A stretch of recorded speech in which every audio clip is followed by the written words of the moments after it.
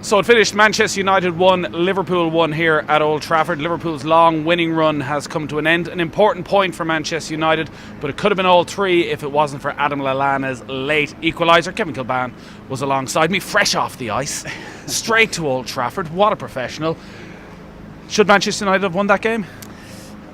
Yes, I do. I think they were the better side, but what they did in the second half, they invited too much pressure. I think they sat far too deep in the second half. They never went to engage Liverpool further up the pitch like they did throughout the first half. The first half performance was a really good way maybe on how to play against Liverpool. That's the way that I think United lined up today. Pereira was excellent, but as the second half progressed, United sense we're going to win the game, so we're going to just try and protect what we've got. They never really became too much of a goal threat in the second half, and they invited more and more pressure onto them, and ultimately it paid dividends for Liverpool in the end. United were pretty brutal before the international break up at St James's Park with Newcastle. Didn't have a single shot on target in the Europa League.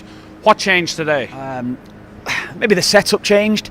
They went with three at the back today for long spells. They did have four at the back as well throughout the game, but when they were three at the back, the two wing backs of Wan-Bissaka and Ashley Young, I think it suited them. I think United looked a lot more solid, I think, as from a defensive unit.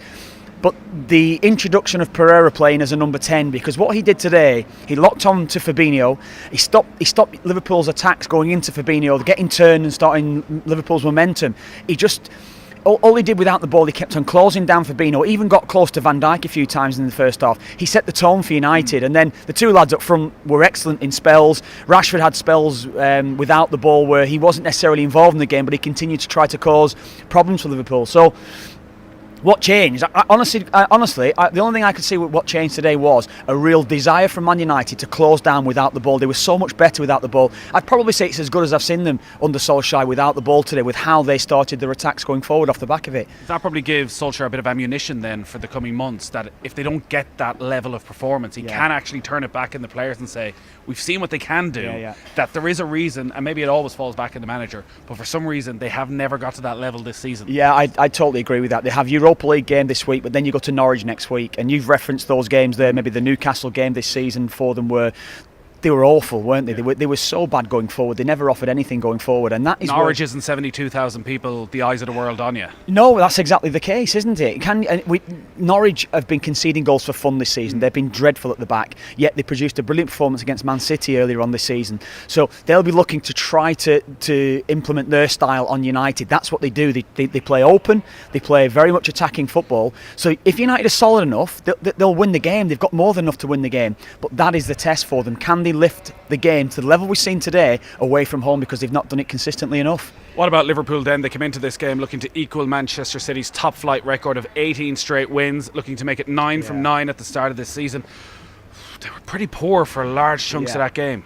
I thought they were pretty poor first half, maybe I mentioned United there early on. I think United's, the way that they played, hindered Liverpool in so many different ways. But they were flat. They were certainly flat.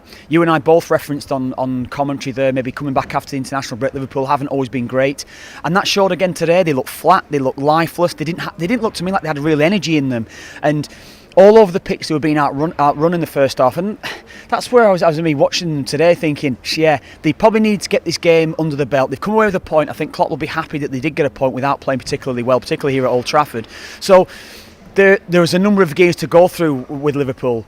They missed Salah, of course they missed Salah, but it showed to me today that they probably need one or two more players in the side, within the midfield, that's going to be able to control the game, if they're not necessarily on it with energy-wise, because we know if Liverpool are going to win a game, they've got to overrun team, they've got to really just outpower them, and today they weren't able to do that. But how do you get that energy back, considering they have a Champions League game midweek? How do you get it back for this day next week when they play Tottenham at Anfield? Well, I think the game, it's Genk they play this week, isn't it, the Champions League? It'll be a key few days now leading into that game on Wednesday. Then, of course, after that, how you prepare yourself for the next game that they've got coming up. Who they got next week? And now Spurs, of course, Sunday. So I think it'll be more after the Genk game where they've got to try and get themselves right, because that's going to be a key period. They've got a larger block of time between Genk and that game. So I think that's going to be the key period, and how he's going to rest and get the best out of the players going into the Spurs match. You having VAR? Oh, Nath, I think it's been a weekend of watching the decisions, listening to a lot of commentators talking about the decisions, and us ourselves today. Two things: one went for Liverpool, one went against Liverpool. One went for United, one went against Liverpool today. And I thought it was a foul, but the decisions that's been made on field are not being overturned simply because they feel as though that Martin Atkinson, I think you referenced it yourself, that Martin Atkinson was in a good position to see it. So they're not overturning that type of decision. They're going to overturn the clear offside decisions, maybe handballs that's leading to the goal, as of course Mane scored in the first half.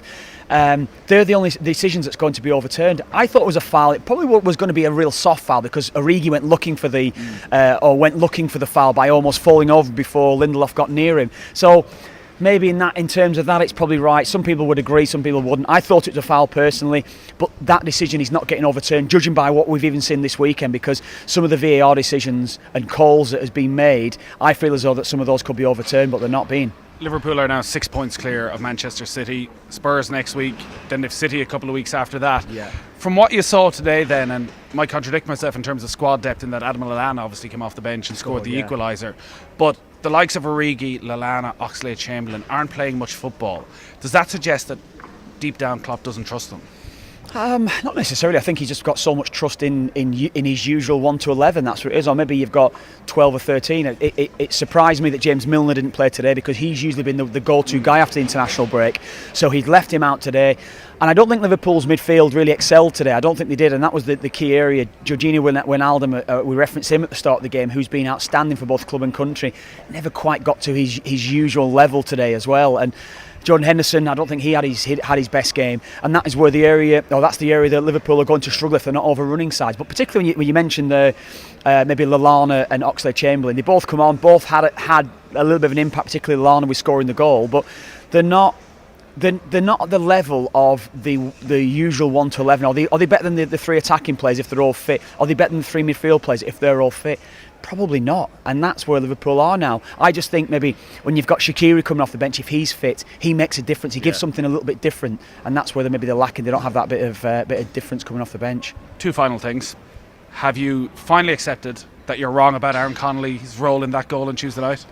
No, I watched it back. I think there was about 8 or 9 seconds between the ball going out of play for Aaron Connolly to get back and get goal side. No. I genuinely, it's something that you're told constantly. If you watch it when the ball went out of play, there was other errors within it, but Connolly should have got back goal side. He shouldn't have allowed Xhaka to get so much comfortable possession the way that he did. You and everybody in the world will agree to disagree on that. Yeah, that's Kev. it. Exactly. And finally, how's the dancing going? We never see you anymore. You're always on the ice. You're always on the ice. We have to follow you on Instagram. Yeah. How's the dancing going? Well, I'm not dancing yet. I'm just learning to skate. When are you going to be dancing? Well, I'll be dancing soon when I meet my partner. I've not got my partner sorted. I don't think until the end of this month, going into November, it will be. Yeah, when I meet my partner. So I don't know who she is yet. Presuming it's a she actually. We'll see. But I'm looking forward to once I do finally meet her, and then we start to get hopefully. Because they are having for the first time ever a same-sex dance partnership. Yeah. I just didn't think it was going to be with you. No, I don't.